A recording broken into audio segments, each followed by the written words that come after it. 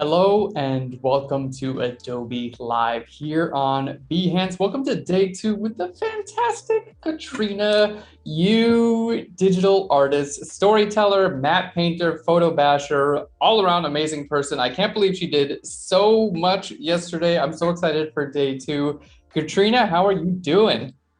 I'm good. Thanks for the wonderful introduction.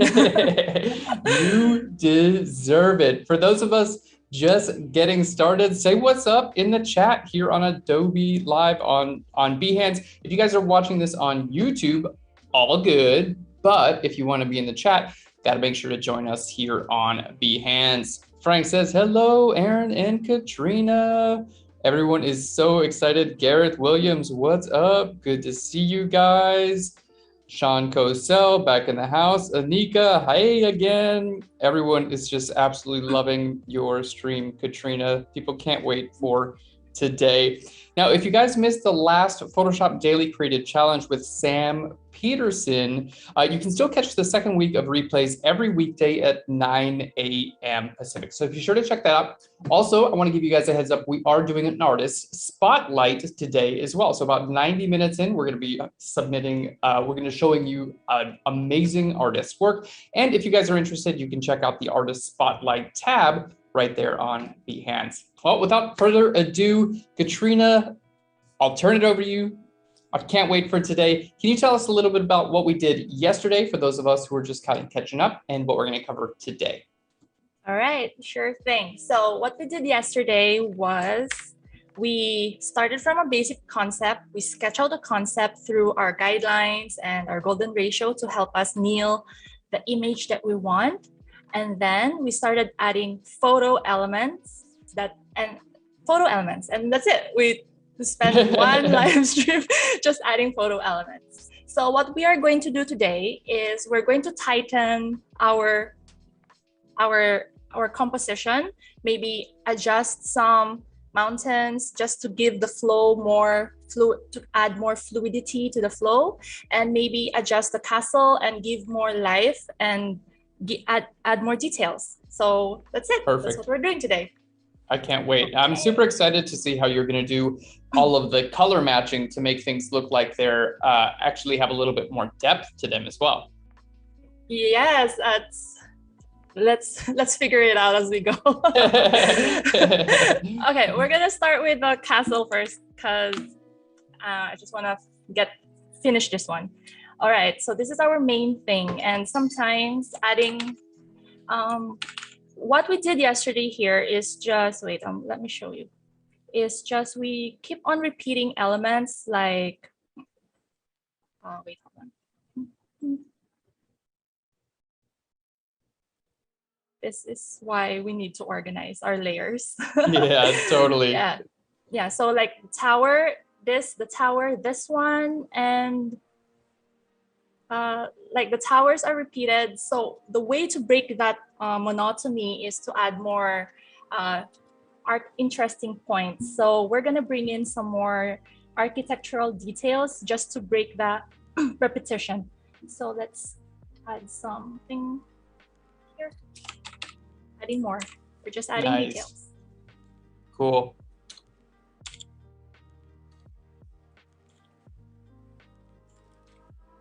Yeah, I'm excited to see how you're going to color match this new detail with the castle as well.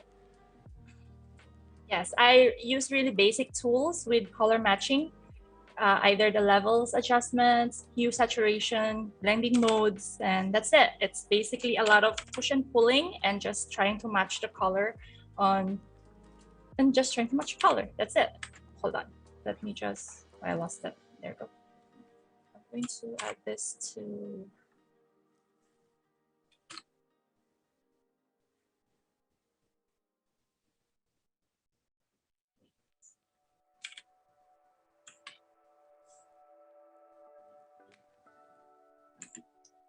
let me just arrange my layers first. Totally. Yeah, I've been there many times where I'm like, what am I even doing right now? Yeah.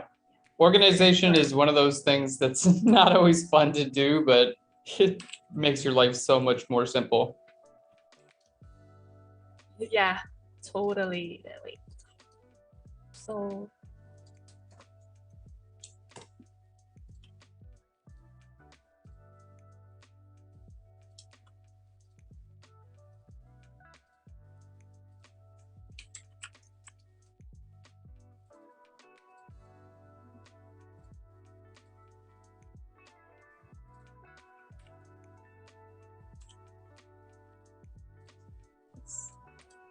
looking good. It's crazy how you built this castle with so many different elements and they're all coming together really, really well. thank you. We're gonna add more later. We're gonna add lighting intention. We're gonna draw light. We're gonna paint light on this surface so that it will be, and then add atmosphere so that it'll have depth and volume. So we'll see. Hold on. Let me find something to add. Maybe. I can't wait. Painting light is not easy. I've tried to do it many times and it's super hard. So I'm very excited to see your approach to it. Help me out for sure. Let us know in the chat here on Behance. Have any of you guys tried photo compositing before? Or is this something that's new for you? Is this something you want to try out in the future? If you have done some photo compositing, let us know what type of images you've composited. I've done a bit of it in my day and I love it. It's so much fun. You can really create just about whatever you want. Yeah, you can create anything. Create your own story and be the main star in it. I've always wanted to be the star. We're both stars today, Katrina. Well, you're the star. I'm the supporting. I'm your support system here. I would use a sports analogy here, but I don't know enough about sports to sound like I know what I'm talking about. Yeah, me too. I'll be I'll be the Dennis Rodman to your Michael Jordan. How's that? I can get the reference. at least. Okay. I just need to make my hair all kinds of fun colors. Put a dress on, then I'll play the part a little bit more. All right, Ferry says, I've been doing this since 2019. Right now, my goal is to get closer to Eric Johannessen's level of compositing. Yeah, Eric is an absolute master of compositing. He's fantastic. That's a good goal. All right. Carol says, when I started, it was cutting heads off of guys in a band, Il Divo, and putting them on other bodies. That's a lot of fun. I want to see those images, Carol. So good. Classic head swap. Robert started in 2006. What? I think you beat me, Robert. Got some OG compositors in the house. It's good to see you guys in the chat. Version 2? Yeah. When it was still on floppy disks. I have a gift a friend of mine gave me. It's actually hanging right in my house here. It's Photoshop 3.0 and it's on discs, like those little 3.5-inch discs. Crazy to see, man. Technology moves so quickly. Remember when you had to actually buy discs to get a program? You couldn't just download it?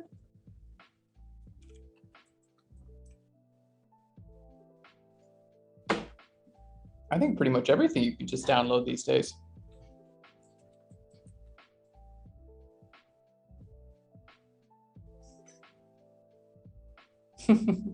Judah says, my latest fun composite was a high altar dedicated to coffee. Oh my God, I gotta see that, Judith. Yes, please. Yeah, I just switched to matcha a couple days ago. I'm giving it a try. Has anyone in the chat ever tried matcha? M-A-T-C-H-A? Have you tried it, Katrina? Matcha? Yeah, we cook with it as well. I love it. You cook with it? Yeah, you make matcha cakes, matcha crepe. I've never even thought to do that. So mostly as a dessert? Yes, mostly as a dessert, like an extra flavor. Some people like a little bit of bitterness in their sweets, so you might want to try it. I would love to, or maybe I'll just come visit you and try the perfect recipes. Does it still have caffeine if you cook with it? I'm not sure. I don't really check that deep. Yeah, I don't know either. I was drinking. Are you skipping caffeine or? No, I think matcha has caffeine in it or something similar to caffeine, but it's supposed to be a little bit more chill than coffee. Yeah, because tea. Oh. Yeah, sometimes I drink coffee and I'm like, I can conquer the world, and then like 2 minutes later, I'm like, I need a nap. I don't feel good at all. So matcha is supposed to be a little bit more like slow and calm, but still a lot of good energy. A lot of people are mentioning matcha ice cream in the chat. Yes, please. Oh, Carol asks, is coffee from beans? Yeah, it's from beans. It's from there's a coffee plant. You can eat the beans right off the tree, and then they take those beans, they take the fruit off of the beans, and then they dry them.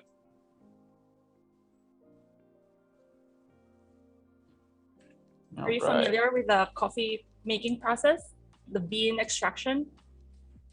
Like from the berry to the bean? No, I've seen a documentary on it. I've never done it myself, though. How about you? Oh no, I'm not familiar with it either. I thought you knew. You sounded like what? Like an expert.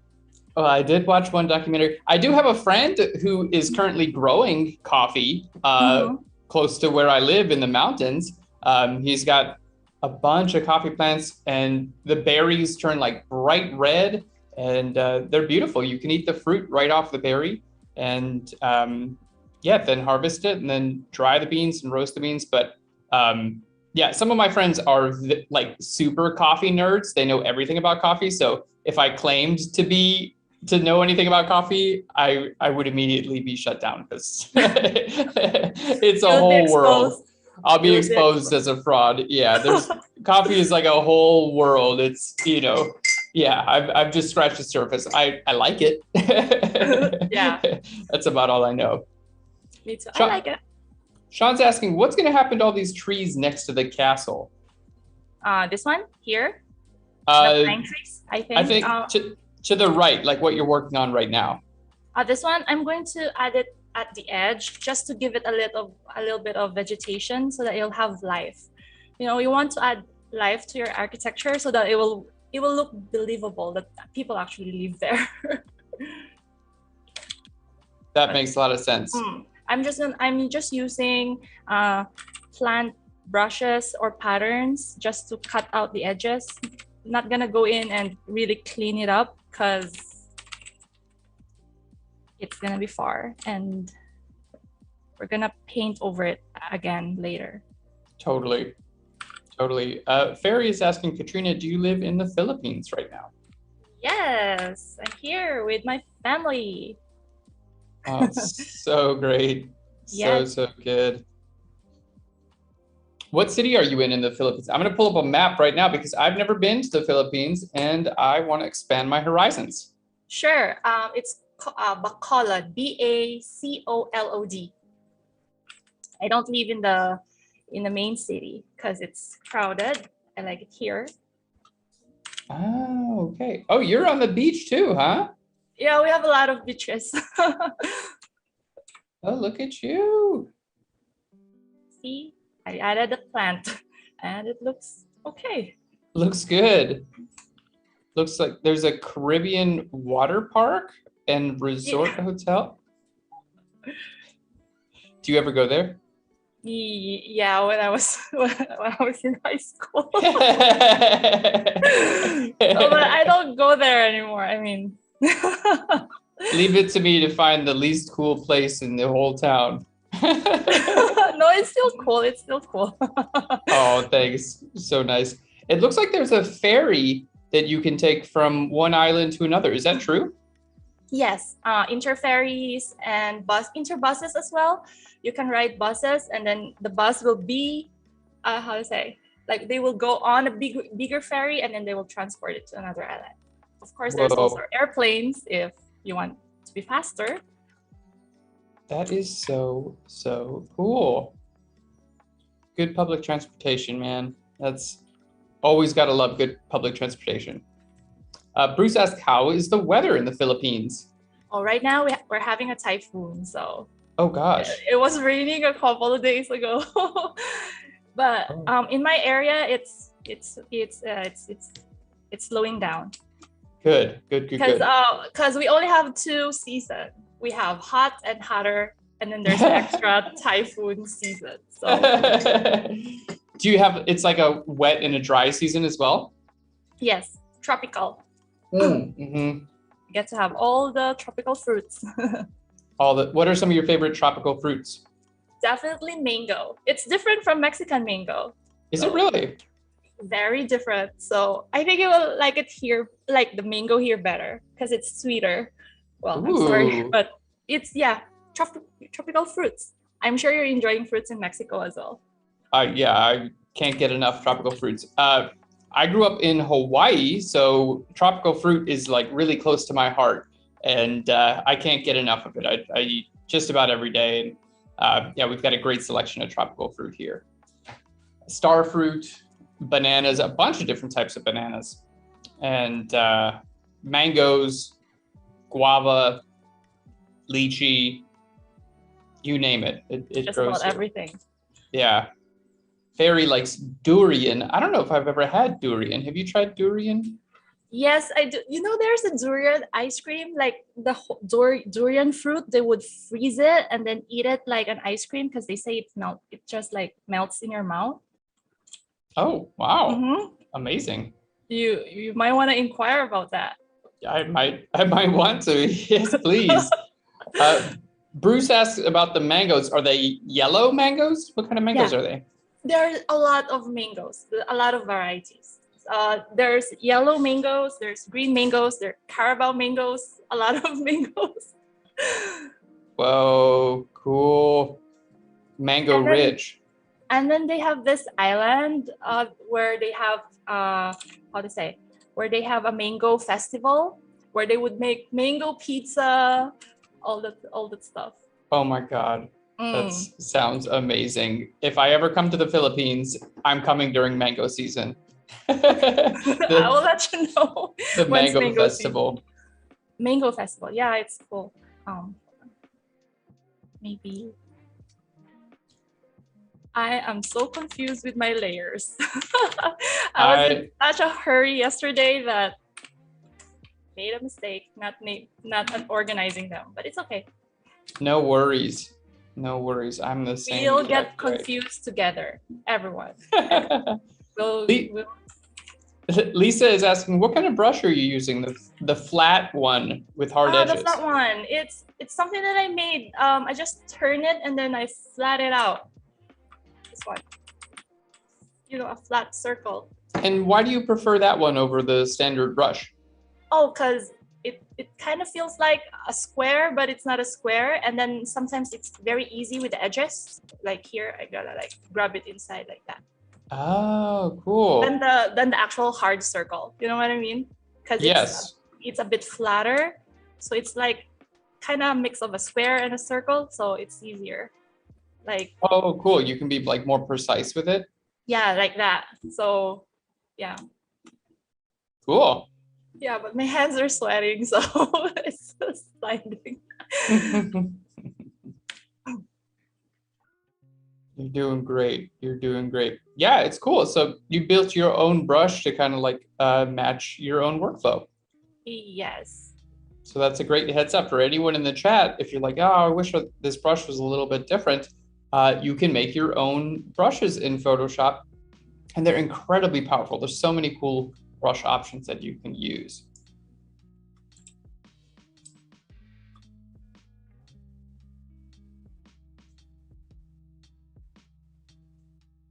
What are some other traditional foods in the Philippines? Do you have any like favorite foods that you like to eat, or fruits or vegetables or things that are like traditional to the Philippines? Traditional, like particular to the tropical one, mangosteen. I don't know if everyone's heard of it. I've heard of it, but I don't know what it is. Maybe they have it in Mexico, I think. It's pretty common as well. It's purple shell. It's a purple shell. With like the white fruit on the inside? Yes. I don't know that I've had that ever. But they also have mangosteen juice. They sell it in supermarkets. So maybe you've seen it before. Maybe, yeah. I've definitely heard of mangosteen before. Ooh, I want to try that. Look at all these delicious fruits from around the world. That's so nice because you're adventurous with food. Oh yeah, you know, I read somewhere that you have to try a food 10 times before you know if you like it or not. 10 times? 10 times because of different preparations and different, you know, when I was young, I didn't really like that many foods. And now I like almost everything. So I like to remind myself that tastes can change over time. Oh, that's very true. Yeah, I think, you know, for me, it just has to do with being open-minded. Oh, you know what? Recently, I went down to Oaxaca in Mexico and tried chapulines for the first time, which are roasted crickets. Ooh. Yeah, my first time ever eating an insect. They eat all kinds of insects in Oaxaca in Mexico. They eat like crickets and ants and all types of things. They were crunchy and they seasoned them so they were a little bit spicy and they were really fatty and they were actually pretty good. You just have to, you know, for me, I had to pretend like I had been eating them my whole life and then That's nice. You're so brave. I've only tried fried silkworm once. Oh, fried silkworm. I don't know that I've had fried silkworm. Was that in the Philippines? Is that a common? No. I tried it in Thailand before. Ah, okay. Yeah, I was kind of surprised. All my friends in Oaxaca were eating, you know, like it's something common, right? Very common, yeah. But here in Puerto Vallarta in Mexico, no one eats that. Like it's not common at all. So Cody Bear says he was getting hungry when we were talking about like the mangosteen. And then, I thought about the crickets. Yeah, and then immediately after that, Anika says, "I'm not hungry anymore." LOL. I thought he was hungry about the crickets. Yeah. It's definitely took a little bit of getting used to, but yeah, I think, you know, once you do a little bit of mental gymnastics, it's like, well, people from this region eat these all the time since they were young and it's normal for them. So it could be normal for me too. Yeah, that's what's fascinating because in a country, every region, they have different palate. And then if you get to, you know, go there and taste it one by one, you'll be surprised on how diverse it is. Exactly. Like some region eats spicy, some region doesn't eat spicy. You know? Yes. Yeah. Is the food pretty spicy where you are? Not in my region, but I can eat spicy. I love spicy. Like, you know what I also discovered that McDonald's, they also have, they have breakfast menu, right? And in every country, the breakfast menu is is customized to what those people are eating. So yeah. So in Thailand, they would serve spicy breakfast menu with stir-fried pork, you know. What? Really? Yes, it's different. It's different. What is it in the Philippines? Basic pancakes, you know, because Philippines, they eat American food because we were colonized by Americans before. So part of our culture are a bit Western as well. But in other countries, like other Asian countries, you will notice that in their McDonald's, they would have breakfast menus that are kind of like local food. Local food. Right. That's so cool. Like, that's what I remember. I went to a McDonald's in Europe. I think it was in France, and they had beer on the menu. And I was like, see, I think it's, you know, market research. So yeah. So it's Americans' fault why McDonald's food is what it is, right? In the States anyway, because a lot of people complain. They're like, McDonald's foods is so unhealthy, and it's like, well, you know, it's market research. They're serving what people want to eat. You know, if we wanted to eat only salads, they'd probably make only salads. Well, their target audience is the kids. That's what kids eat. You're right. Hook them when they're kids, and then leave them craving it when they're adults. Very smart. Multi-generational approach, McDonald's. Robert says, if you're hungry enough, you eat what is offered. I love it. That's true. And Yep. if you didn't make the food, you cannot complain. Exactly. I think that's part of being a good world citizen, you know, is learning to appreciate the food and, you know, cultures of other places, even if you might not be familiar with them. What's the weirdest thing you've ever eaten, aside from the cricket? I ate an ostrich egg one time, like a giant big one. Yeah. It was a big one. That was in Ecuador in South America. I bought it at a market and then cooked it up. It took about 30 minutes for me to break the shell. It was so hard to break that shell. Like you're the one who prepared the egg? I prepared the egg. Yeah, I had a big knife and I had to like machete open the egg. Whoa. And I cracked it into a frying pan and it just filled the entire frying pan with egg. Whoa. And I had a bunch of friends over. We were celebrating, like, let's eat this ostrich egg. And I gotta say, maybe I got a bad ostrich egg because they are seen as a delicacy, but this one just, I don't know. I couldn't. Taste bad.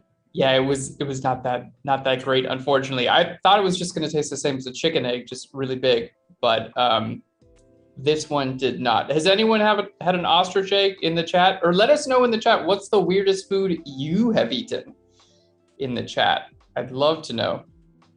How about you, Katrina? What's the weirdest food you've ever eaten?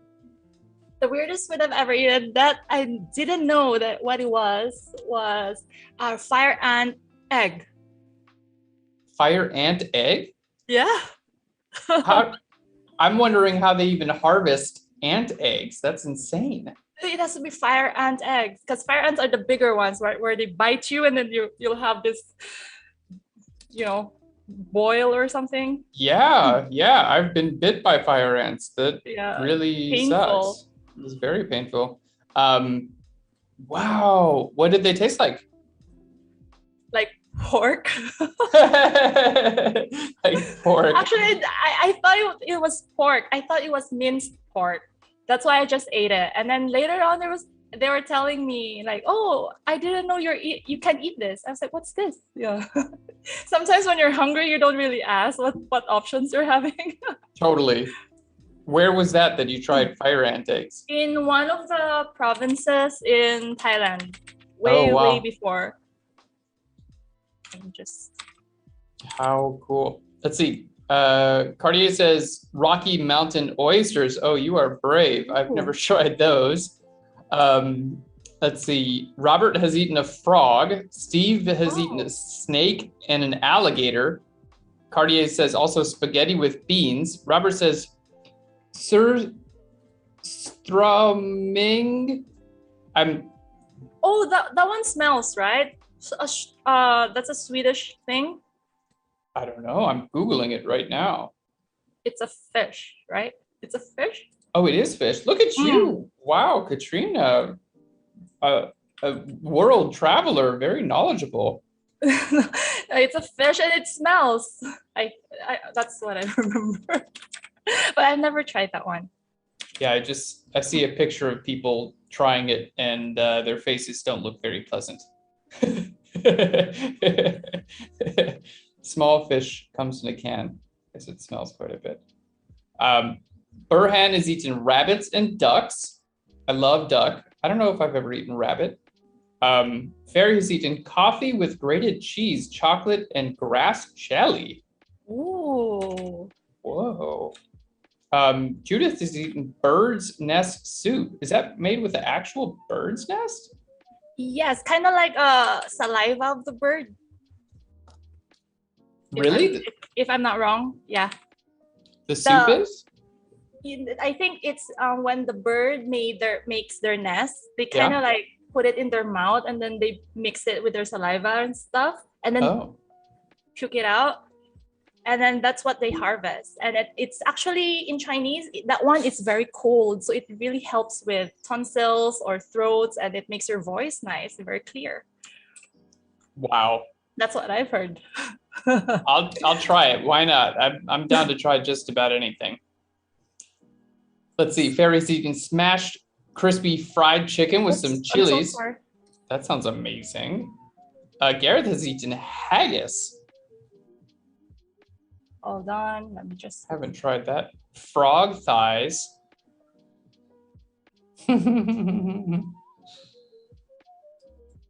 Now I want to.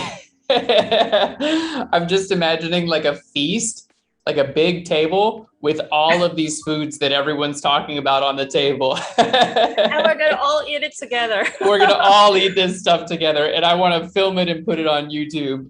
A mukbang show. Yeah. Oh boy. Oh boy.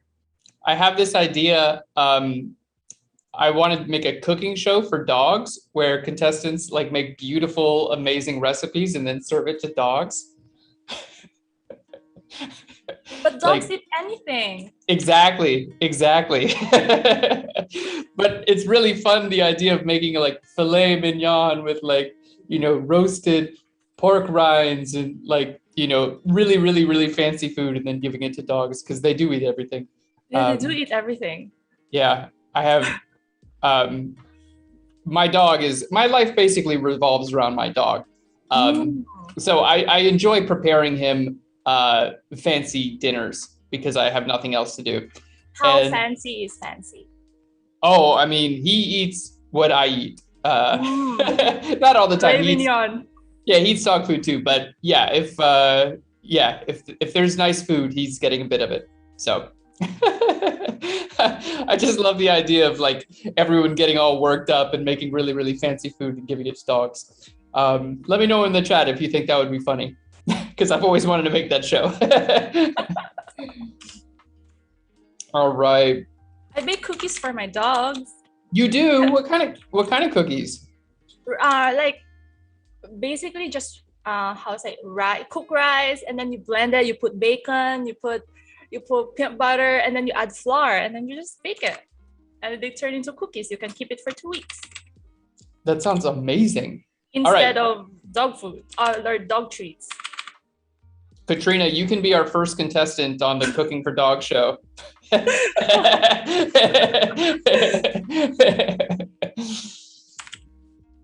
Okay, what I'm doing right now is just finding transitional points on where will I fit this. Will I cut? Let me just do this again so that it's cleaner. Nice.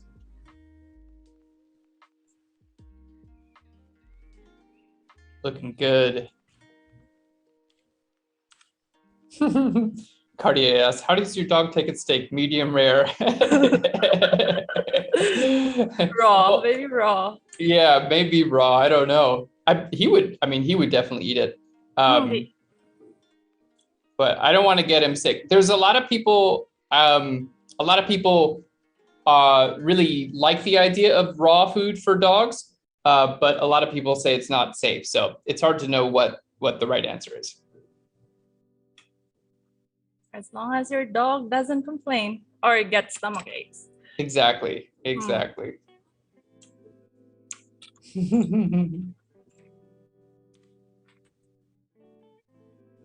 Yeah. He has not complained about anything I've ever given him.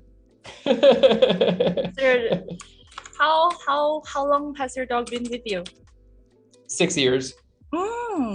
Yeah. Yeah. He's basically my child at this point. Just a furry child. Yeah. He's my best bud.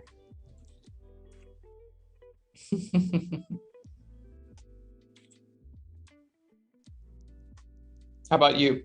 You said you have 2 dogs. How many dogs do you have? 1, 2, 3, 4, 5, 6. You have 6 dogs? Well, they're not all mine. They're for the house. They're kind of like they guard the yard or something. Whoa, that's amazing. Do they come inside too? Oh no, they just stay outside because the area is pretty large, so they just stay there because it's hard to clean up after them. Yes, especially the hairs and how they touch everything. And then we have a lot of glasses, so You have a lot of what?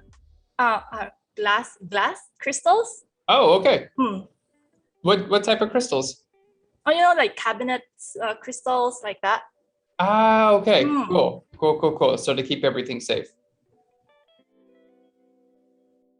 Yeah, that's also common here in Mexico. My buddy, I think they have 4 or 5 dogs at their work. They're like guard dogs plus like work dogs. Yeah, guard dogs. Yeah. Guard dogs. Yeah, and then what's funny about the dog, because our oldest dog is like 8 years in dog years, so that's times 7 in human, so it's like 50, almost 60. Yeah. And she doesn't run anymore. She will just look at you and then, very entitled. She realized she doesn't have to anymore. Yeah, she doesn't need to run anymore. If you call her, she doesn't run to you. She walks towards you.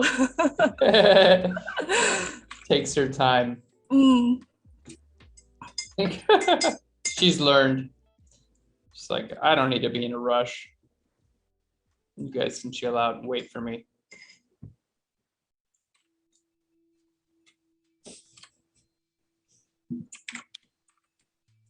Six dogs. Do you have any other pets as well?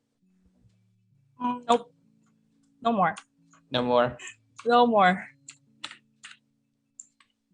Let us know in the chat what kind of animals you guys got. Dogs, cats, birds, rabbits. Anything unique? Like, yeah, anything unique? Does anyone have like a really interesting pet out there?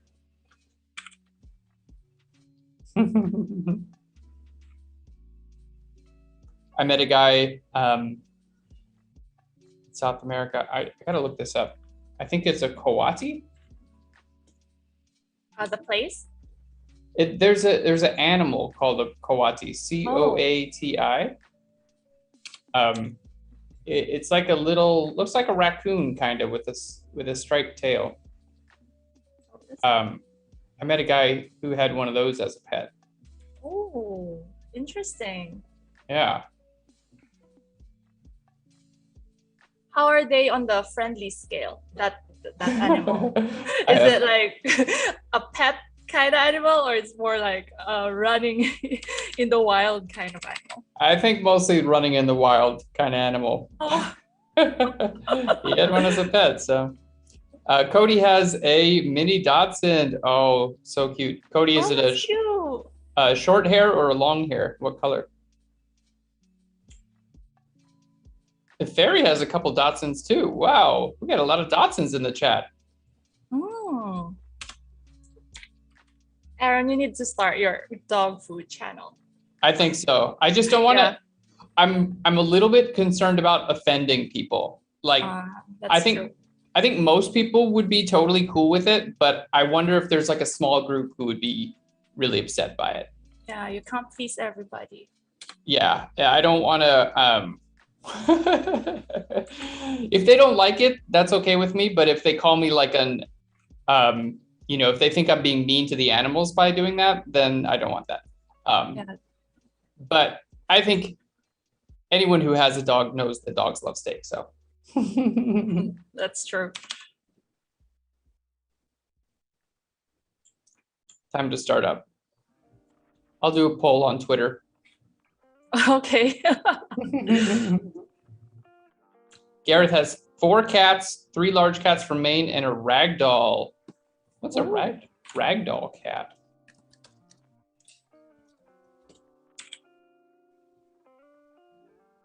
Oh, beautiful. Very pretty. We're learning so much on this stream. Learning Photoshop, but also all types of other foods and animals and all kinds of fun stuff.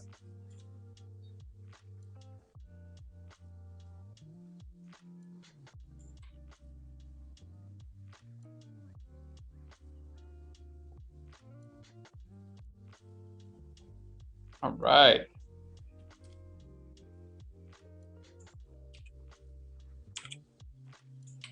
Looking good. So you're kind of just building up the trees in the foreground, kind of like adding more layers? Yes, because based on our grid line, we want our trees to actually help act as a guide so that the eye will lead to the castle. So I'm trying to warp it into a certain shape to an extent that it doesn't look distorted.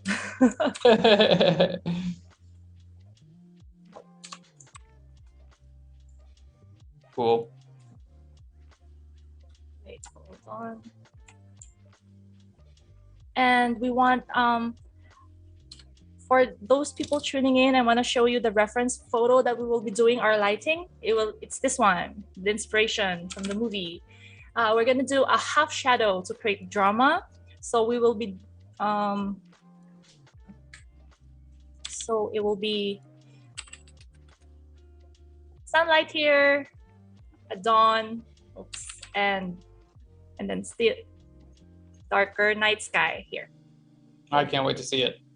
It's not readable, so delete it. Anyway, so yeah, so we're just preparing everything. I'm not gonna do it very clean so that we can start coloring right away.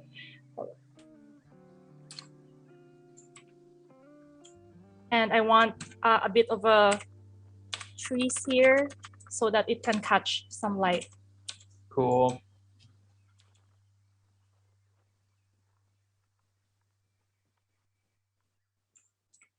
This is so cool. It's amazing to see how it's coming together. You're just like cranking away, man, tappity tappity tap, and working so hard.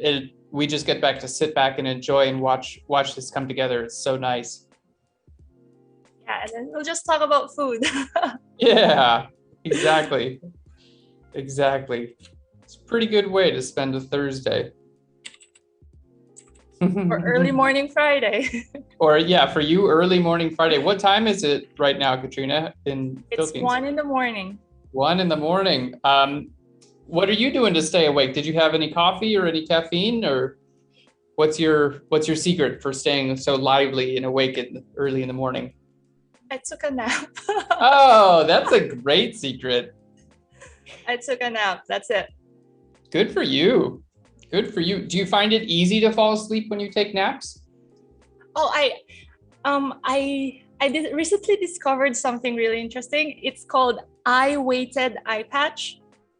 Oh, so it's like wow. an eye patch, but they're weighted. They have like sands or whatever you're gonna buy, and then there's like weight there, and it really helps me fall asleep faster. That's amazing. I need to look into that. Mm-hmm. I've used one of those that has lavender inside of it, so it makes it smell good. But a weighted eye patch. Have you ever used a weighted blanket? Yes, I do right now. I like. Yeah, I love those. Me too. Yeah. So you want to check on the weighted eye patch as well? Okay. Yeah. Everything weighted. Just give me everything has got to be heavy in my life. To keep you grounded, of course, right? Exactly. Okay.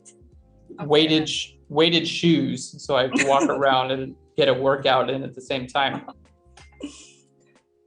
Weighted shoes. I wonder what that would be like. Oh, they do have those exercise weights that you like wrap around your ankles. Yeah. I've never tried those. But it's actually not recommended if you're gonna use it. Like they also have bracelets for the wrist. Mm-hmm. It's actually not recommended that you're gonna wear it throughout the day while you're doing your regular stuff. Because it's like too much strain on your body, or? And also, like you've mentioned, muscle memory. Like your body is so used to doing certain things at a certain force. So if you add weight, your body will be like maybe in a shock, and then it might cause some injury. Oh, that's good to know. Yeah. So if you're doing that one, just do it when you're working out or something, or you're running, but don't do it like when you're doing your daily chores. That's good heads up. Good life advice today on the stream. Yeah, because I own one, so I checked it. Everything weighted. The more weighted, the better.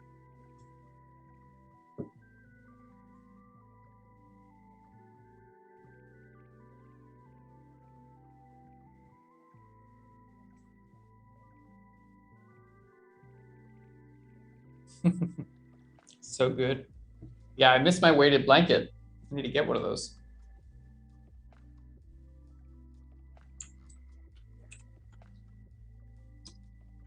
So I think we're gonna start painting light right now.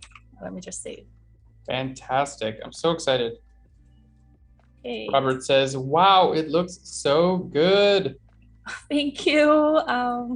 Okay, hold on. So what I would usually do is I would just copy the layer of what I'm gonna paint and then just add a shadow. I'm and desaturate it or add lesser color. I'm trying to create a shadow. Wait, a shadow color.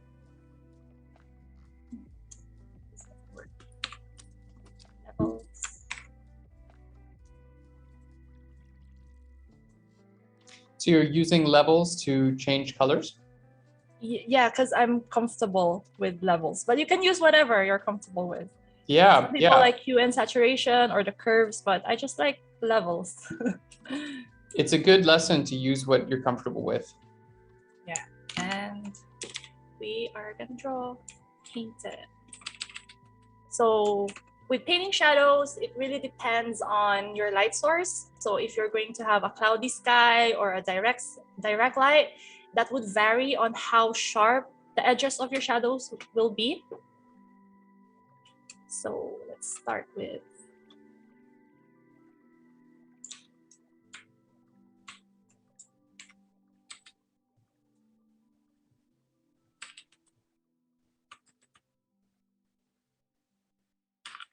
so this is the reason why I would add color to the shadow, because shadows are not black unless they're the occlusion shadows.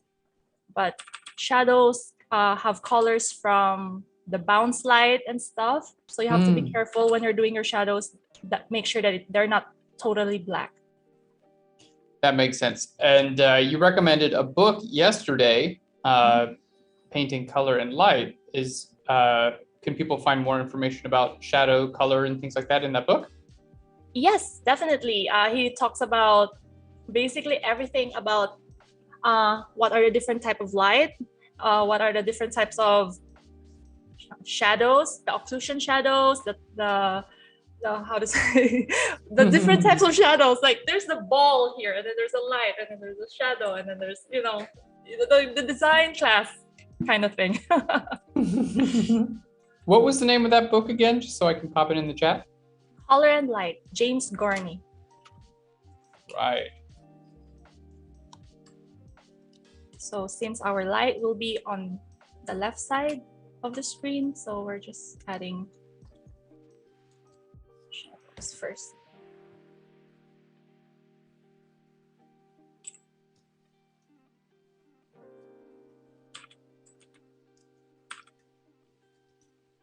All right.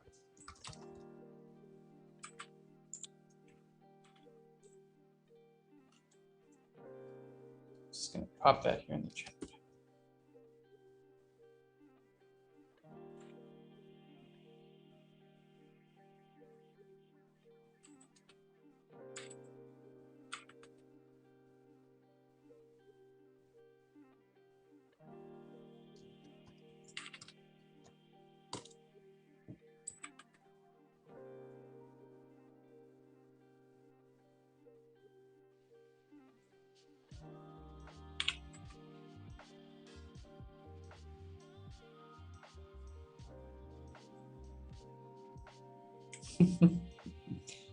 Potato says, wow, it is super awesome.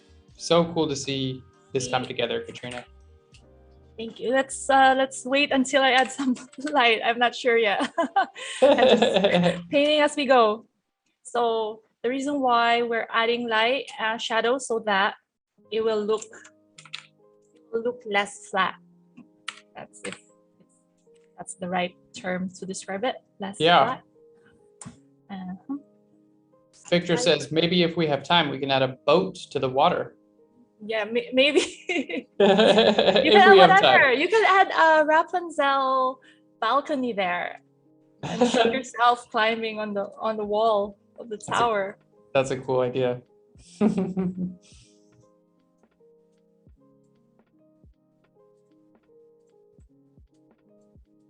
Rapunzel. I just need to get a wig. Oh, you're gonna do it. Why not? I can be Rapunzel.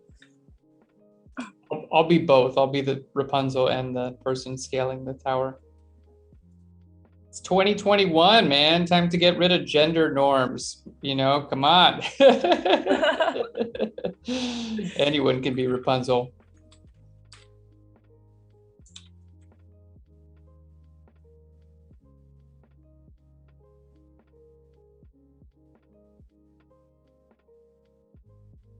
So the reason why it's pinkish hue, because the dawn, I decided that the sunrise will be a little bit pink and yellow. So that's why the highlights are a bit of a pink tint. Ah, if everyone's wondering. Beautiful. Because that's what our sky is. Just paint it. Michael says, I think dragons will be cool. That's true. Dragon takes a lot of time. I can imagine. You have actually made dragons. How did you make those dragons? Crocodiles. From crocodiles? Uh-huh. That's so cool. For anyone looking, right here on Behance, below the live stream is a link to Katrina's Behance. And you can check out some of her work there and see that she's done a few pieces with dragons. And I gotta say, I can't believe you made these out of crocodiles. They look amazing. Yeah, crocodiles or lizards, you know, because they have this long nose shape. Yes. Which is very easy to manipulate, so. Brilliant. So cool. And you're the hero. I like this like glowing sword you're holding in one of your photos. That was when I was really into children's stories, because my cousins during that time, they were pretty young. Yeah. So yeah, they were around 6 at that time. So that's what we do. That's so fun. So did you guys create them together, or how did that work? Oh, so they would just ask me, so what's today? What's the story today? What's the story today? Like that. And then, yeah, and then I would make it for them. And then it depends on what they're into that day. So I was like, oh, you want this? Okay, let's go. That is so cool. You're the coolest aunt ever. Cousin. Wait, you said cousin. Okay, cousin. You're the coolest cousin ever. I just stumbled upon this picture of you as Princess Mononoke. Oh yeah, the Ghibli era. I'm a huge Ghibli fan, and I love this image. Thank you. What's your favorite movie?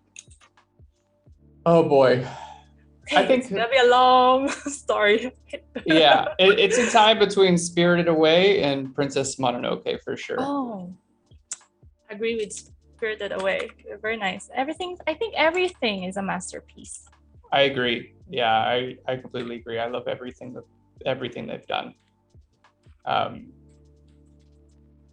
think they just put some of those on Netflix as well. Oh yes, they did.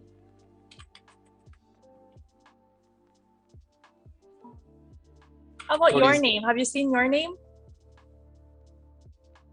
No, I haven't. Yeah. Oh, you should. You should check it out. You should check it out. It's called Your Name? Yes.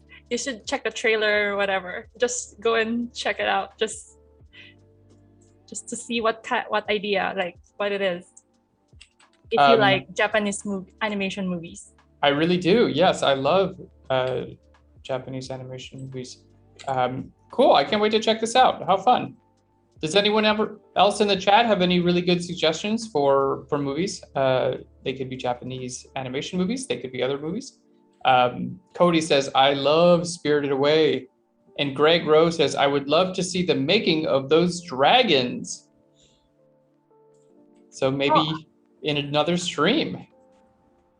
Oh, I can pull up the one that I prepared yesterday, the little slide, if you want to see. Yeah, let's see it. Why not? If you got time. Yeah, here, it's this one. This one from here. Let me slow it down. From here to...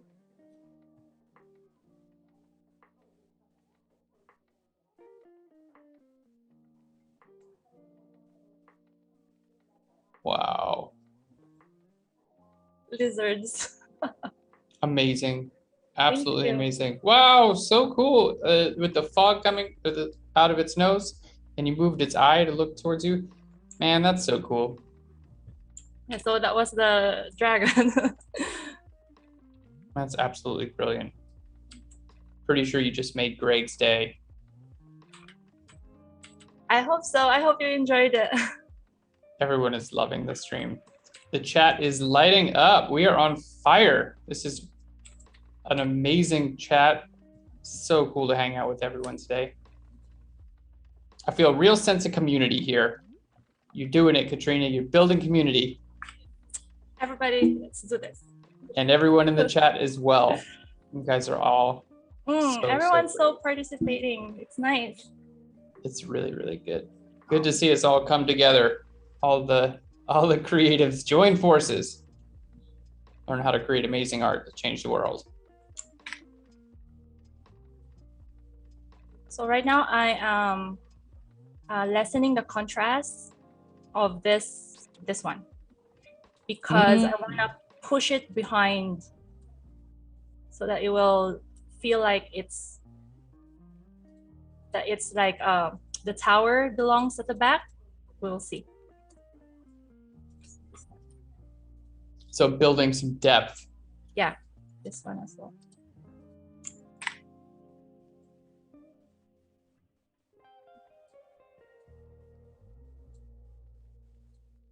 You put a lot of work into these composites, Katrina. You're not taking the easy way out here. No, because I don't know. I treat them as, stress reliever. Because sometimes you just don't think, and then you just keep on tweaking and tweaking and tweaking. Mm-hmm. And then you came out with a back pain because you've been sitting for too long. That was the exchange. Yeah, but yeah, I started getting into this because it makes me not think, if it makes sense. Yes. Yeah, like a good way to kind of focus on something else. And yeah, I think art is the same for me. Yeah, whenever I'm feeling a lot of complex emotions that I can't quite understand, if I make art, I tend to feel a lot better. That's true. You get to, how to say, let it out. Yeah, let it out in the artwork. Exactly. Exactly. Art therapy. Oh, that's the word. Wait, hold on, that one.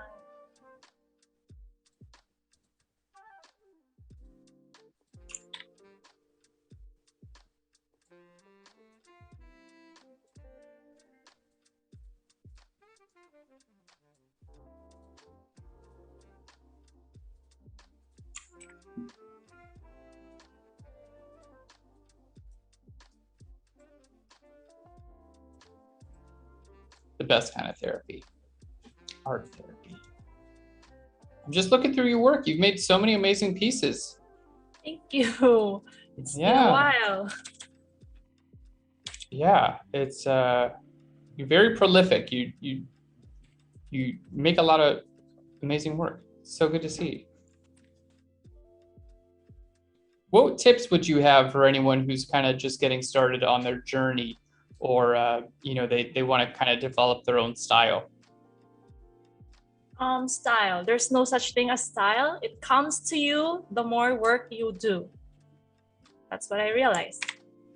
Cool. So when you're starting, don't worry about style. You just do everything, and do everything through experimentation, testing different things.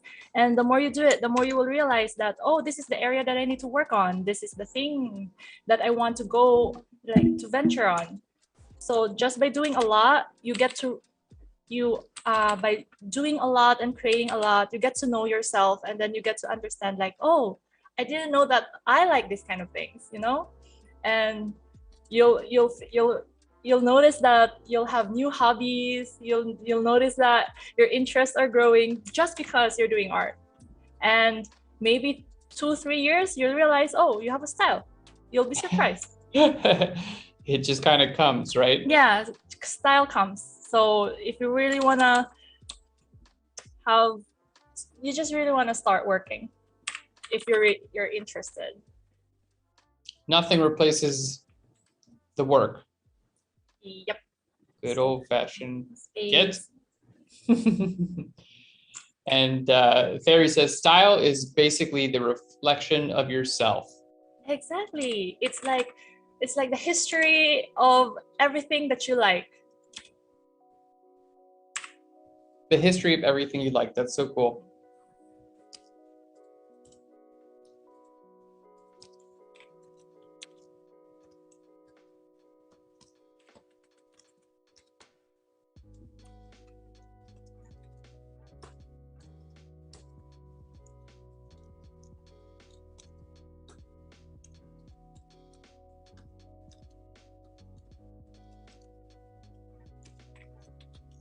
All right. Do you have any tips for people? We've got a couple questions in the chat. They want to know how to color these things. Like, how do you know what colors to use? And how earlier you showed a great tip on using levels to expose the colors of the highlights and the shadows, and kind of help everything blend together. Do you have any tips on how to work with color for composites? Okay, you know, before I also would ask these questions to people who are doing a lot of color work, and the only thing, well, in average, they would tell me it's just by training your eye in seeing things. You will train your eye. The more you work on color, the more you will understand that, oh, it's more on the red, it's more on the blue, it needs this, it needs that.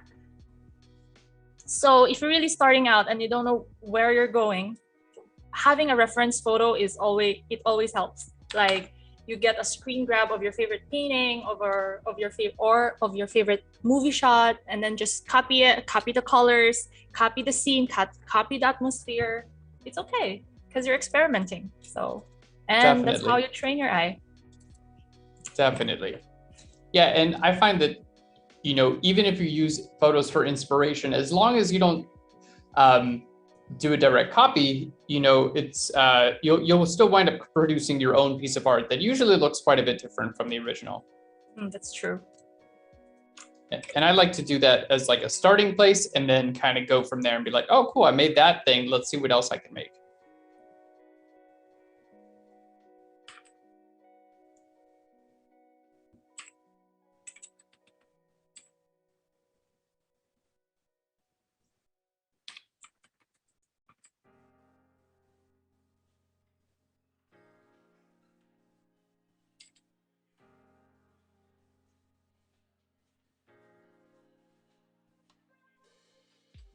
Recently, I've been learning how to do 3D modeling in a computer program. Which program? I use Blender. It's free and it's very powerful, and there's a lot of great tutorials on it. So, Blender Donut. Yeah, the Blender Donut, exactly. I followed that series, Andrew Price. Exactly. Yeah, he's awesome. I love learning from him.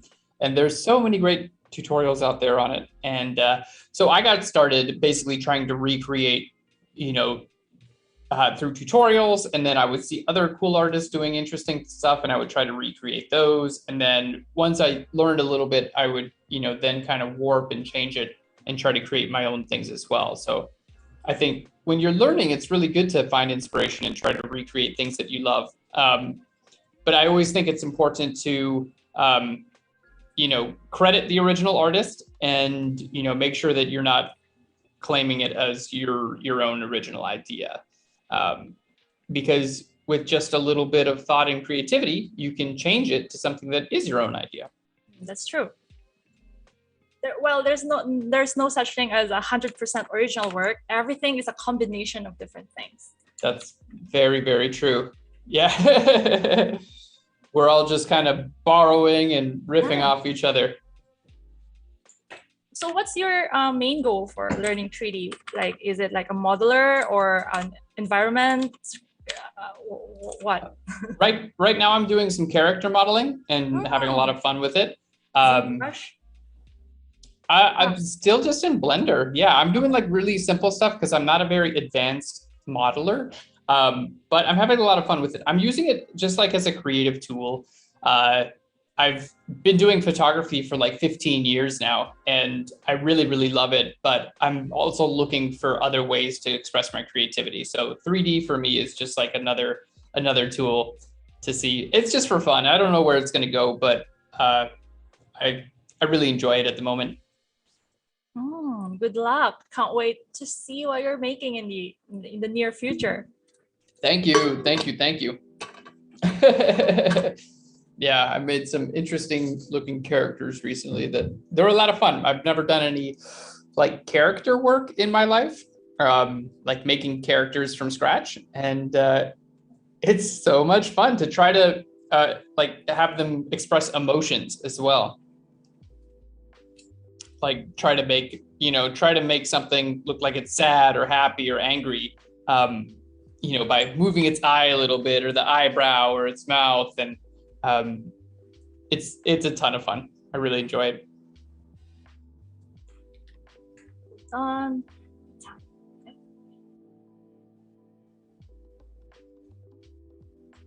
gonna.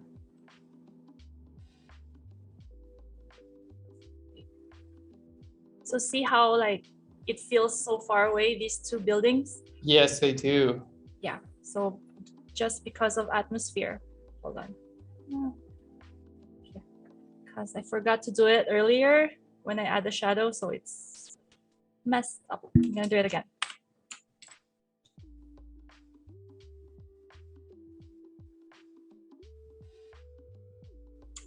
That's so cool. Yeah, it really helps to like push it back into space.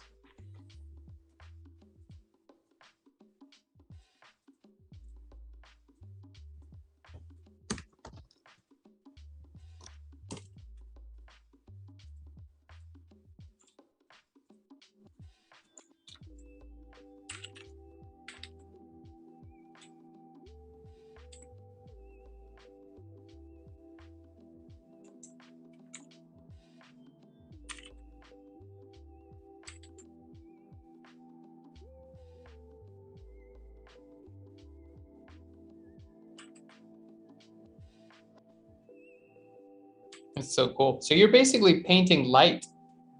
Yeah. Wow.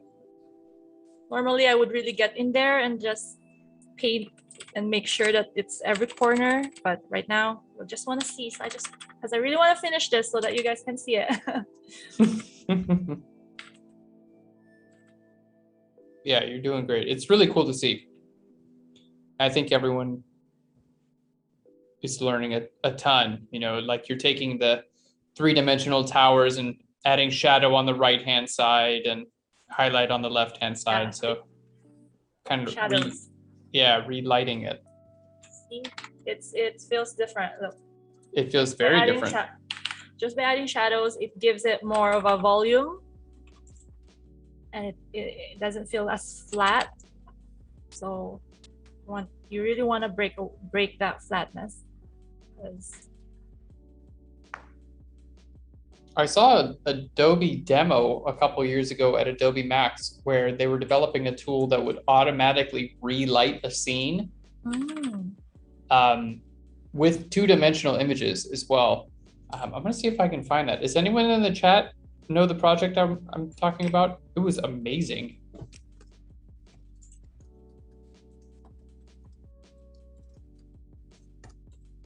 They just took like a couple of different images and put them together, and then this tool just completely changed the lighting in the scene. I was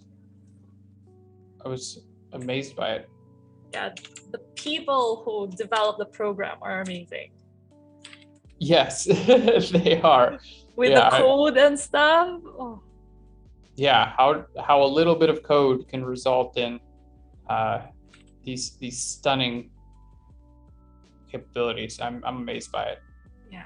Hats to the programmers. They're very good.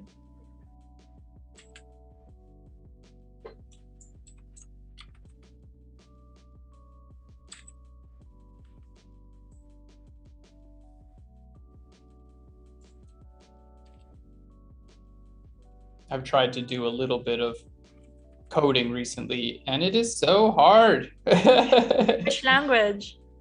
um, Java, like a tiny bit, and Python, a tiny bit also. Oh, But I'm like at like beginner level. Like I don't even know what I'm doing at all.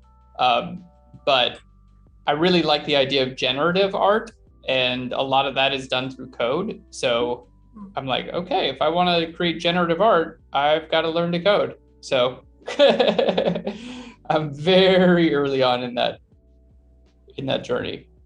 that's interesting because you're touching a lot of different aspects of the creative field or stuff. Creative field. You're studying 3D and then programming language. Yeah, yeah, yeah. It's a lot of fun. I I love learning computer programs. I love learning things in general, and I love making art. So I always think like you never know when something's gonna come back and be useful to you later in life, you know? That's true. Like right now I'm just doing 3D and a little bit of programming and stuff like that, but maybe one day that'll combine with photography as well, and then, create something that I would have never thought of in the past. That's true. Because it all goes back. It's It all the goes world back. is circle. Exactly. Exactly.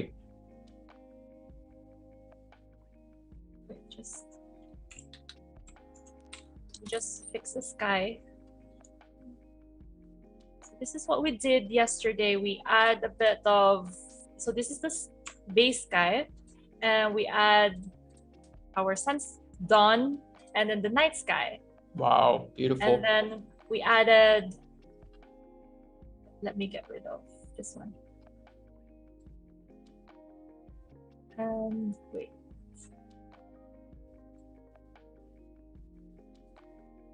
And basically everything. Anyways, here. And then we added the border and the light to show the direction of our sun. That's our sunrise. So there we go. And contrast. And Beautiful.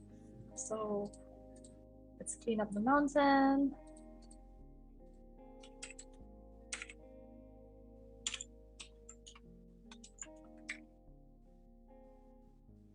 So through minusing the contrast and adjusting the colors to match the sky, we push it also in Z space. We added atmosphere. Hold on, those are mountains. Wait. This one, I want it more blue.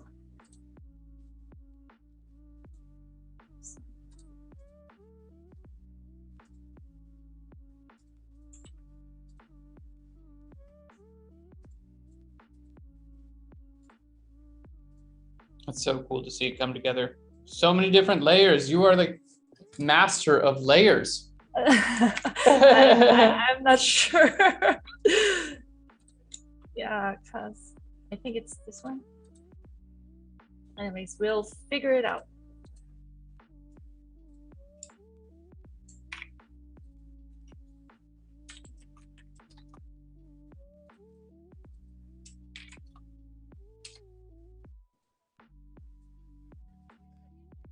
And so let's leave the castle for now, and then we'll just start coloring other parts. Let's see. Cool.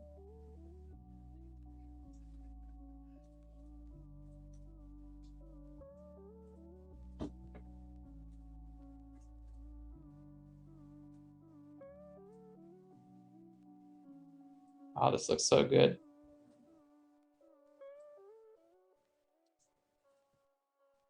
Yeah, it's really starting to have a lot of depth now. Yeah, but we haven't added atmosphere yet. So one of the things that you can do by, one of the ways that you can do when adding atmosphere is just grab the sky color and just paint it over. I think it's soft light, soft brush, because atmosphere is basically things picking up the sky color at the back. Right. But I think it's this one. How about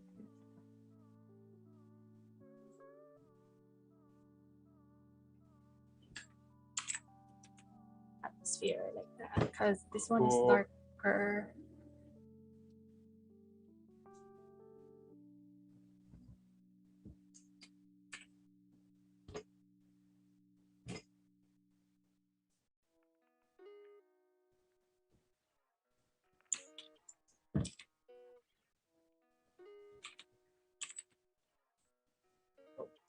Cool. Looking so good.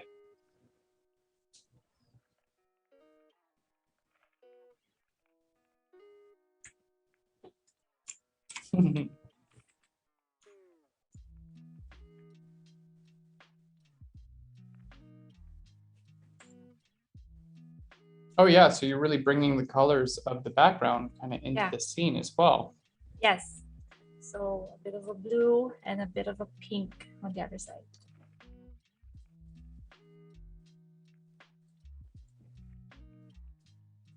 We've got about 10 minutes until our artist spotlight. So if you guys haven't already done so, if you're here on Behance, be sure to go to the artist spotlight tab right above the chat. And here you can actually nominate someone, yourself or anyone else, to be a part of the artist spotlight. You can do that right here from the chat on Behance. We'll be going over new artist spotlight in about 10 minutes.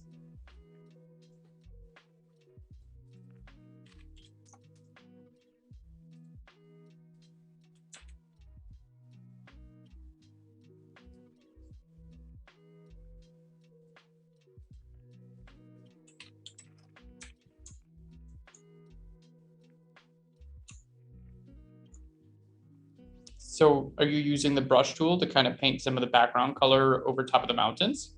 Yes, this is kind of like an atmosphere. I'll just use a simple like cloud brush. Just to give like the smoke kind of feeling. Cool. Because atmosphere is really a really good way to make your subject pop. So like kind of put it there to give it like.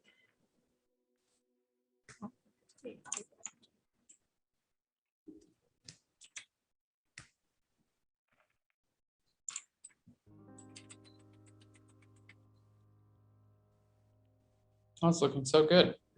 Even just small changes like that already make a big difference. Yep, there we go. So we put it together with the castle. So how many minutes you said left? Oh, about 6.5 minutes. Yeah, we'll do it fast. Yeah, but then we got time after the artist spotlight as well, so no rush. Jan Eric says, I can almost smell the fresh forest air. Me too. I feel like I'm on a picnic in a fantasy world.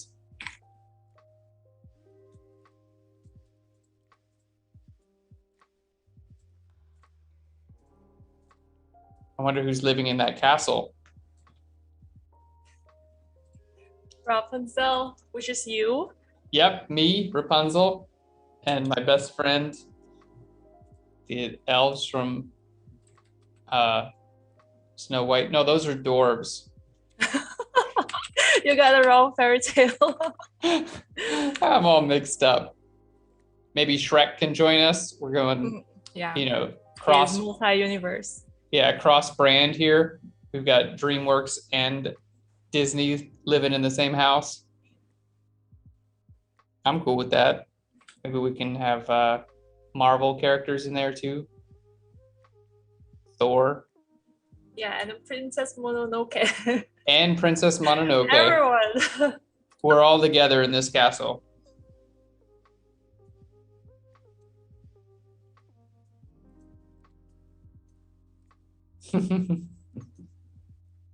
Bruce says, eating some mango pizza in our castle.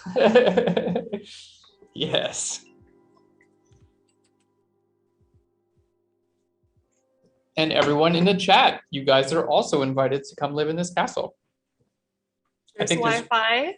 There's really good Wi-Fi. I think there's room for everyone. We've got 126 people watching now in the chat, so I'm pretty sure we can fit everyone in the castle. If not, Katrina can just always double the size of it. That's true. We'll just double it. We'll double it. Add more windows. Perfect. It goes down underground too. I'm gonna add this just to. Oh, cool! Like little. Yeah, I'm gonna put it in the light in the window so that it will look like there's life. Man, you are relentless, Katrina. Let me just. I love it. It's so good to see. Sean Cosell says, good Wi-Fi, but one bathroom in the whole castle. If there's a bathroom, I think they use chamber pots. Oh boy, yeah. It's gonna clean after. Yeah, we're gonna have to modernize this castle a little bit.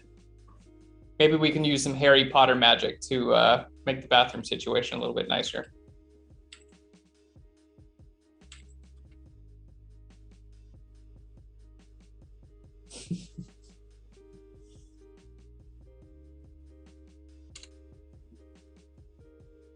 That's so cool.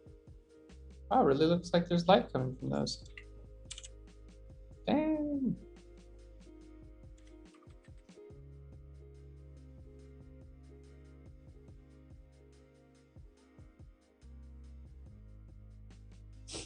Cody Bear says, chamber pot is a deal breaker for me.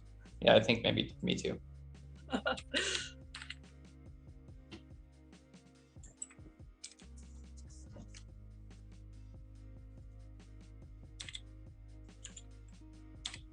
All right. Apparently, we have a castle expert here. Sean Cosa says Berg Eltz, which is a castle, might be this one, might be a different one, had running rainwater through 22 bathrooms. Oh, that's amazing. I think that might be this castle. I'm looking at it here on Google. Which one is it? I think it might be the one that you're working on, actually. Berg Eltz. I don't know. I'm not a castle expert. I think people in the chat know a lot more than me. They kind of look similar. So they had running rainwater in 22 bathrooms. Oh. Look at that. So it's a place that rains constantly, right? I guess so. It has to be. You can't have dry season. Dry season is chamber pot season.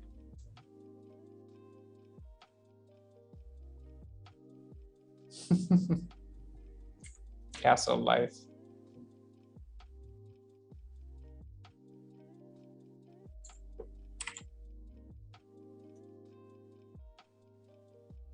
Robert says there's no Wi-Fi in the dungeon. Yeah, that's your punishment if you're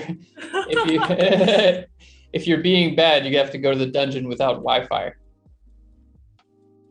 That actually kind of is like the modern day dungeon, taking away someone's Wi-Fi. Yeah, the modern day punishment for children.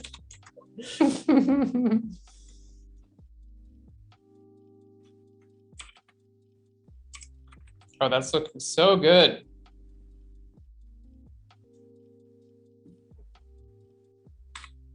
Jan Eric is asking, did Katrina use blend if on the window lights? Yes, I did. You did, cool. To just make it show up in the windows. Yeah, here, this is the blend if. Nice.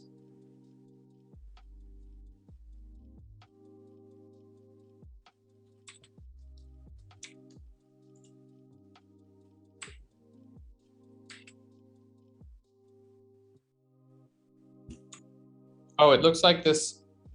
Someone, let's see. Sean Cosell just says, Neuschwanstein is in Bavaria, which is the name of a castle, and it looks similar to the one that you're working on.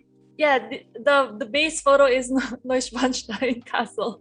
Oh, it is. Okay, cool. All right, chat.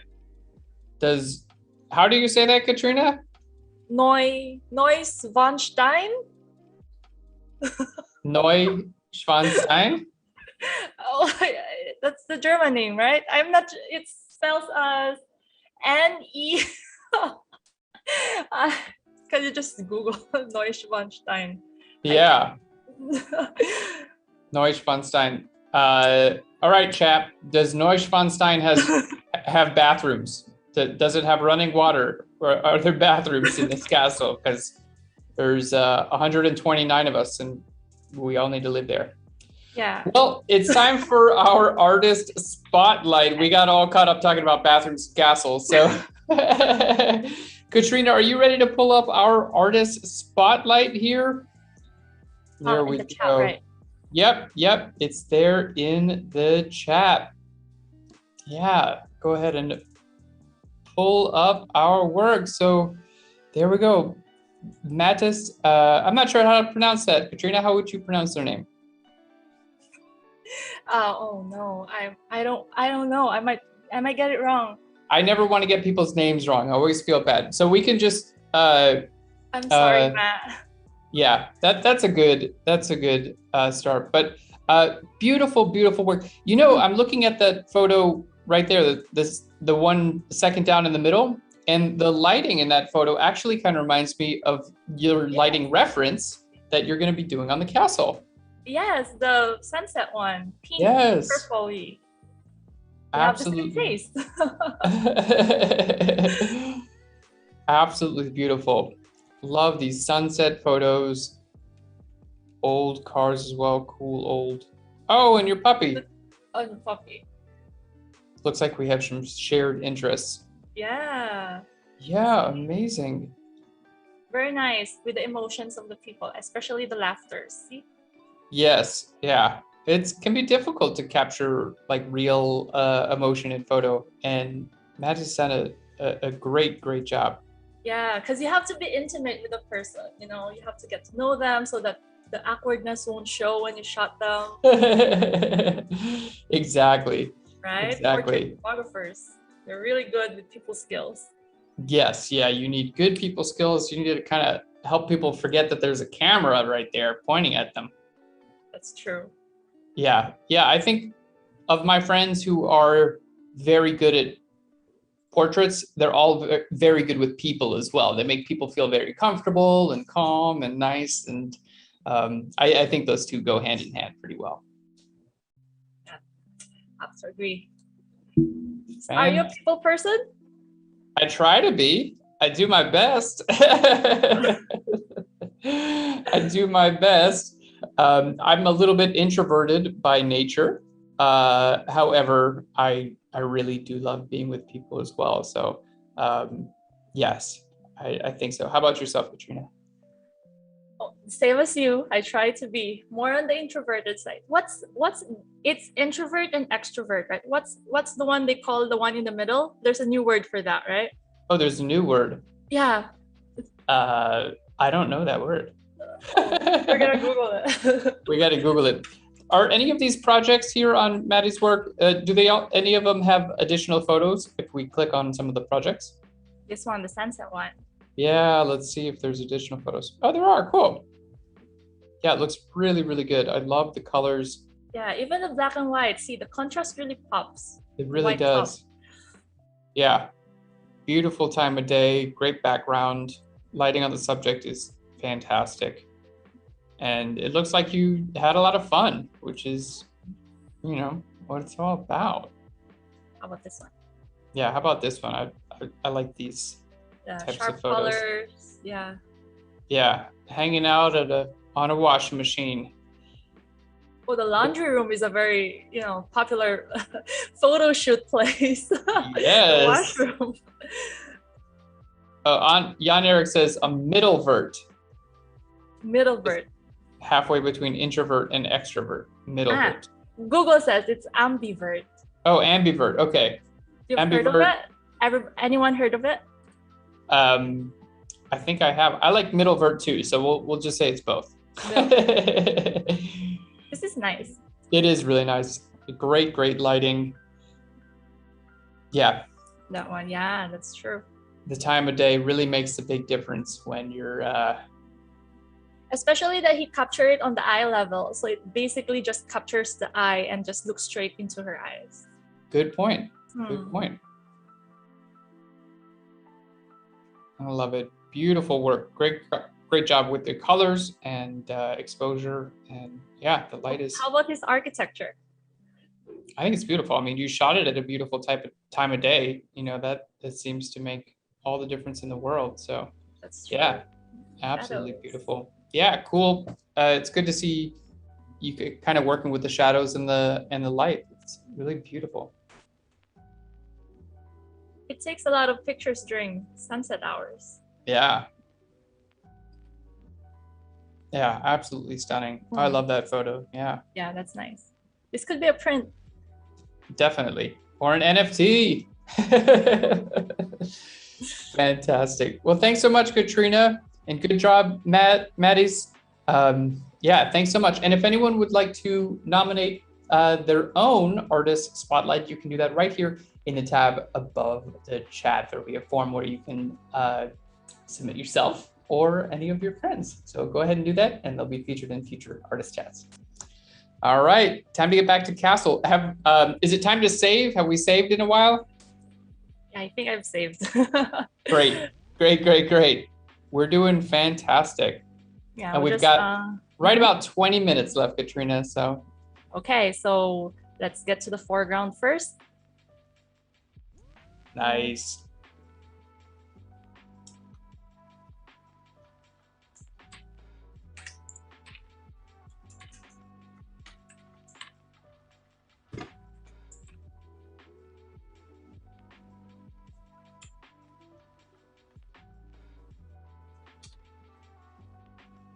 It's so cool how it's all coming together. It really is like the lighting really is.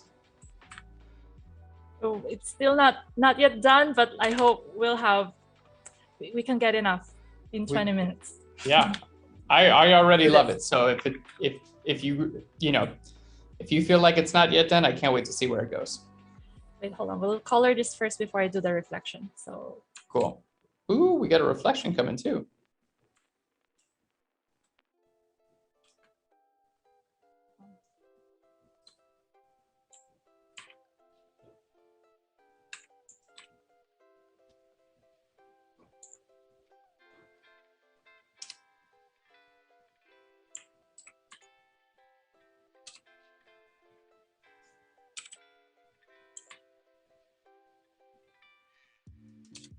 Stunning. It's so cool to see how you created this with using rule of thirds and the golden ratio.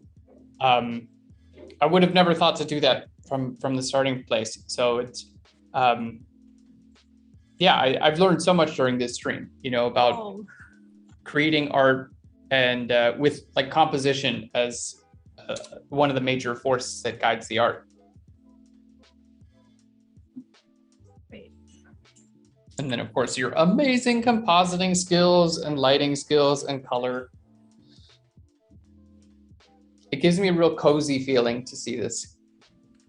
Anyways, let's just settle for something so we can actually just color correct it. There we go. There we go. Anyways, let me see. This is the first one. So I want one of the edges of the trees to be hit by a sunlight. So okay. How are we gonna do that? Again, level adjustments. Just that. No secret. No secret. Mm-hmm. Just goes to show you can do so many amazing things with just simple tools in Photoshop. Yeah.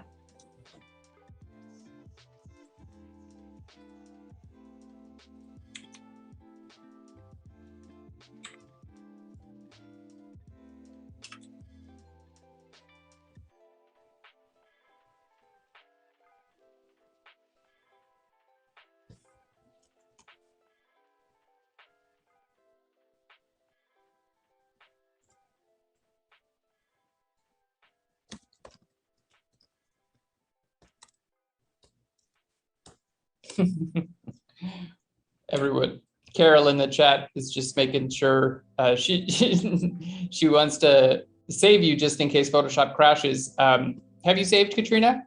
Yes, I did. Okay, fantastic. It's kind of automatic every 2 minutes. It's the fingers remember. Yeah. Too Controller much Command trauma. S. Yes, exactly. Thank you for the reminder. Yeah. It's not trauma. The body knows. The body knows. Everyone in the chat has got your back. They're here supporting you. They're like, okay, I could use that for my editing too. Just have a whole group of supportive people around while I make my edits. It'd be so much fun. Oh, wow, beautiful. So recoloring those, the trees too. Yes, because they're being hit by the light, so it's different color from the ones that are in the shadows. Cool.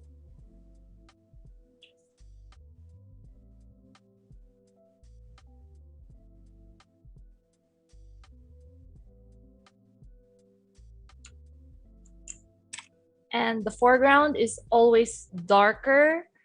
So if your middle ground is your regular color, your background and the deep background is always lighter and less contrast, and your foreground is darker than your middle ground. So that's how the middle ground acts as your anchor. Cool. Good to know. These are great fundamentals that can be applied to any type of composite. Yeah, and your work with lighting and composition really does draw the eye right into the castle. Yeah, the secret is it's our golden ratio grid. There we go. There it is.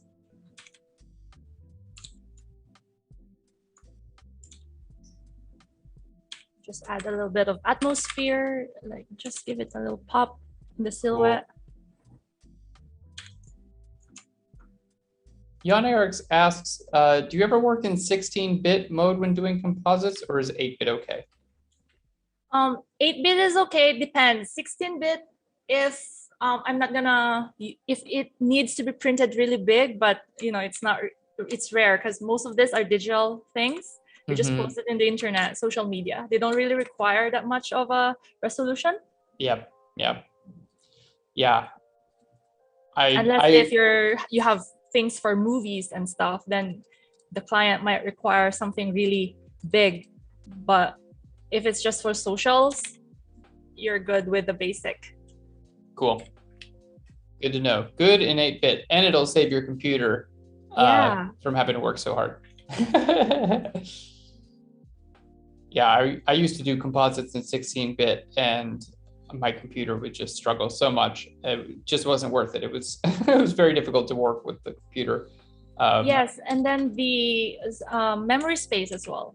So if you have the computer power and then the memory space, you can always work on a higher resolution for a better quality. That's right? Yep, definitely. Yeah, good point. So you're creating the reflection now. Cool. Yeah, just wait. Just something.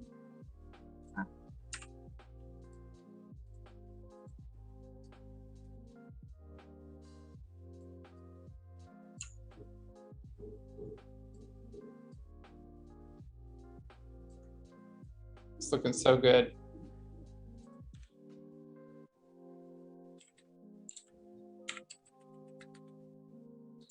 Our fairy tale castle coming to life.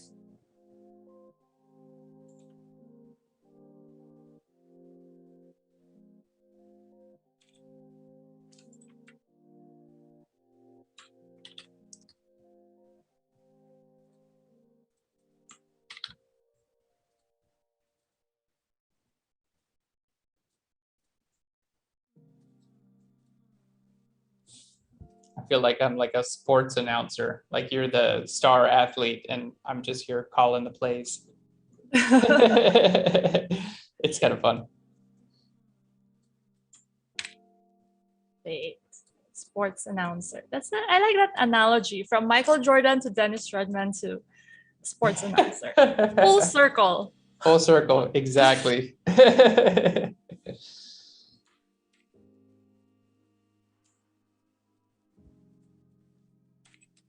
And we have all of our fans in the chat wearing Katrina shirts. What would your number be if you had a sports jersey, Katrina? Number.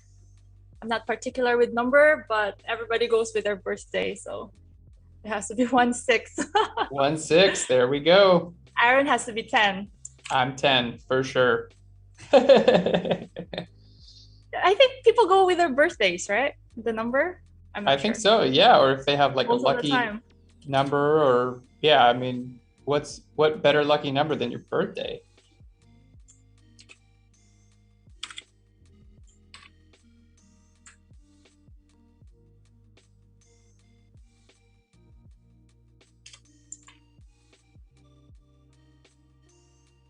Oops.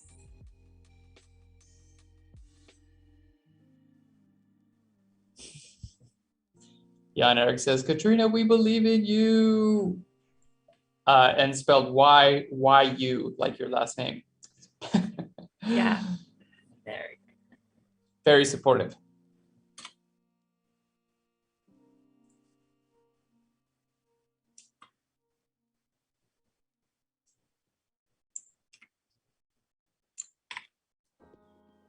Looking so good. Yeah, so you're working to recolor and light pretty much everything in the scene. Yep, because they have to be they have to look like they're in the same universe. Yeah, yeah.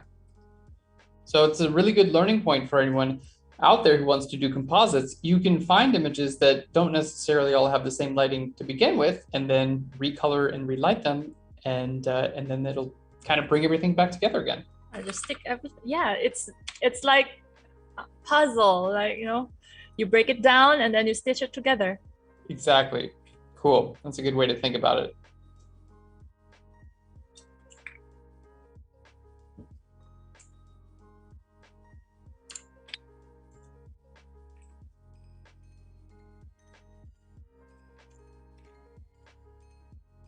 Photo composite puzzle. Yeah, it really is. It's like a mental exercise too, right? It's like very mentally stimulating. Do you tend to put on music when you edit your images? Yeah, I do, especially when I'm masking things out. What type of music is your favorite for editing? Oh, just instrumentals, or sometimes if I'm learning a language, I sing with the, you know, different language song. Oh, that's a good idea. Yeah, with your Spanish, you can try that. Yeah, you should try that. I love it. And it helps you with your accent. It helps you with your listening skills. Ooh, that's a really good idea. I'll do some Spanish sing-along songs. Yeah, and then Spotify has the lyrics already, so. Oh, right, desktop, yeah. Right, so it's easier. Ooh, that's brilliant. It helps you read faster in your target language. What languages have you learned? I'm currently learning Korean. Oh, wow. But I speak a lot of Asian languages as well. Okay, which Asian languages? I can speak Chinese, Thai, well, my Filipino, a little bit of Japanese, but right now, Korean. Look at you.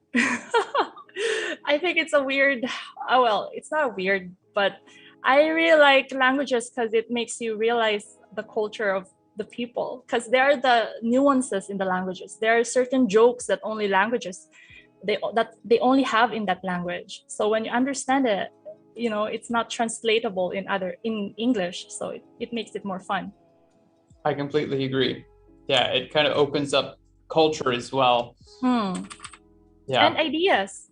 You'll be exposed to their, you know, different idea. Yep. Yep. Right. Just add. Yeah. So I'm just vignetting the foreground. So wait.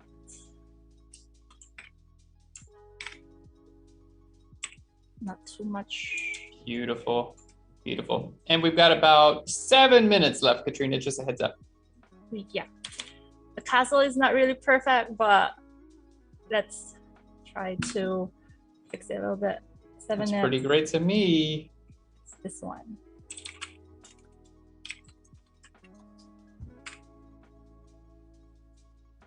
So many layers, not organized. Do you organize your layers, Aaron? Más o menos. I tend to just group things that are similar, and then usually I color code my groups just to make it easier to reference. That's true. But not under time pressure, right? No, definitely not under time pressure. But I've never attempted to use this many layers on a live stream before. So I know. I don't know. I didn't know what was I thinking. So well, you're making it happen. So I think that you were thinking the right thing, and everyone is absolutely loving it. Frank in the chat says this artwork turned out gorgeous, and Jan Eric says I really like the contrast in this piece. So everyone's a huge fan. I'm gonna add a little bit of element. Still have time. I'm gonna add some birds. Wait, where's my bird? Where's my bird? I have here. I'm gonna add birds. Beautiful. Oh, you made a custom brush for birds. That's such a good idea. Seagulls and just every photo composite needs birds. Yeah. It's like the magic ingredient. Oops. And we're gonna add flags as well, real quick, just to give it. Flags with the lasso too. Look at you. Amazing. Oops, why is it not coloring? That one. Let me try again. Micah says spectacular work. Everyone's absolutely loving it. It used to be, usually I can do it perfectly, but that's what time constraints gets you. Anyways, let's darken it.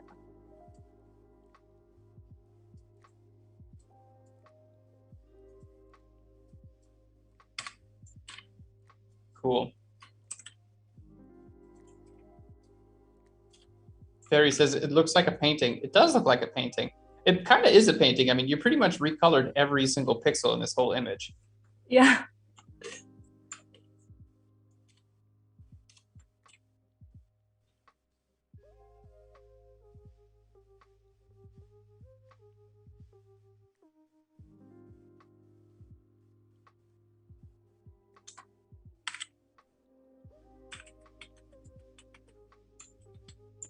Looking amazing. Gotta have the flags. Last minute. Have the flags. All the little details make a big difference.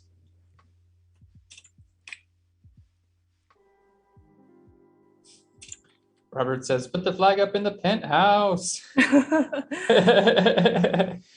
Rapunzel's tower. Yep. Waiting for Aaron to buy his wig so that he can be included. Exactly. Rigel says, sell it as an NFT. Carol says, there goes Tinkerbell. Everyone's absolutely loving it. I think, yep. It's on.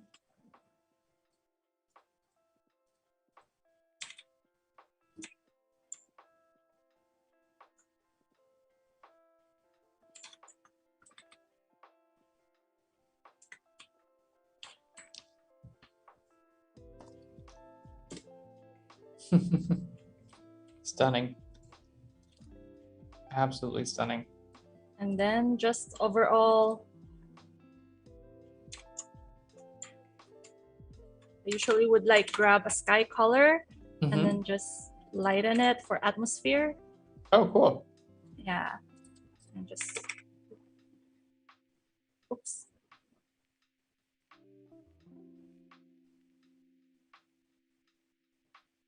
Oh, it's not that one.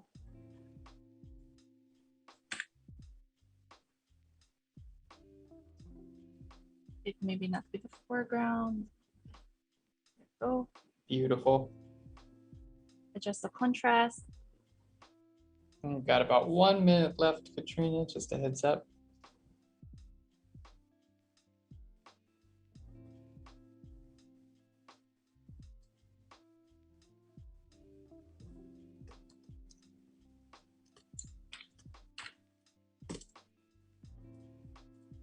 Stunning.